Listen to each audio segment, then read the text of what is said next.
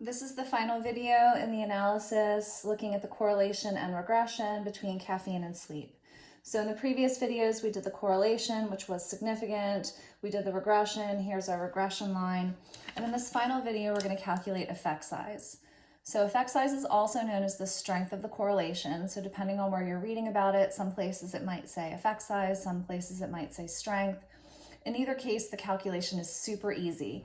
All we're going to do is we're going to take our R and square it, right? And it's the observed R, not the critical R. So the R that we calculated in this problem was negative 0.94.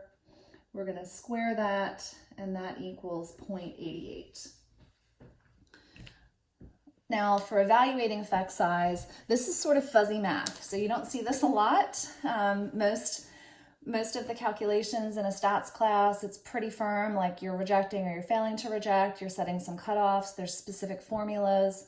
But for evaluating effect size, this is really kind of like estimation. So if your R squared is about 0.01, you call this a small effect. If it's about 0.09, you call this a medium effect. And if it's about 0.25 or greater, you call this a large effect. So in this case, our R is 0.88, which is clearly larger than 0.25. So we're going to call this a large effect.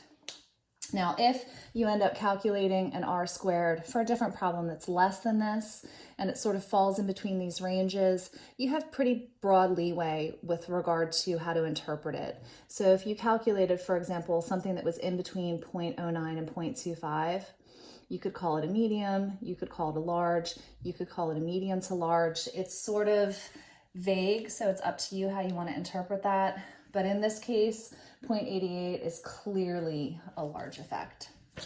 All right, that's it for correlation, regression, and effect size on this problem.